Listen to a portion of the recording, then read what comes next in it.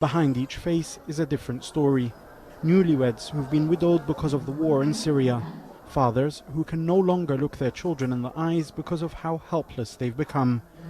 Little boys and girls whose future now depends on the generosity of strangers.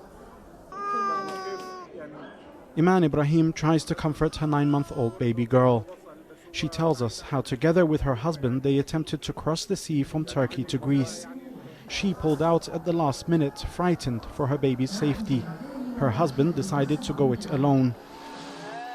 He can be seen in this video, together with other refugees crammed in a rubber dinghy as they traveled by night, trying to get to Europe, facing possible death at sea, in search for a better life. He was petrified, but he said he was risking his life for us, so that we may have a better life. The little girl is called Nur al-Sham, which means the light of Syria. Ahmed al-Hajji is from Aleppo. He has 6 children and they all live together with his brother's family in one room. He makes a living by working at a shoe factory, but it's not a stable income. All I want is to secure my children's future. If I can go to Europe, I don't care if I'm living in a tent, as long as I can send my kids to school. I just want them to have a better life. His daughter is unable to see properly, but he says he can't afford to get her the treatment. If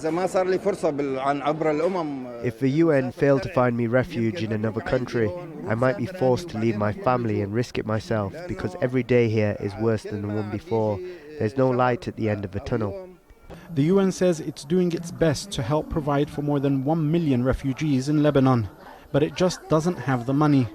The international community is not paying up.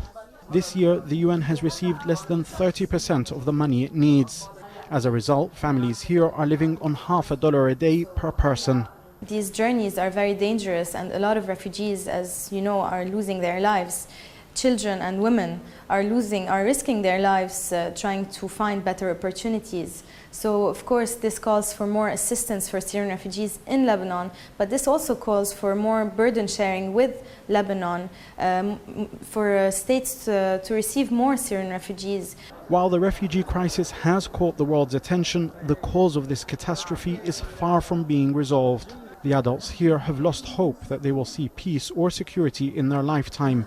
It seems their only wish is that their children's lives will someday be a little bit better.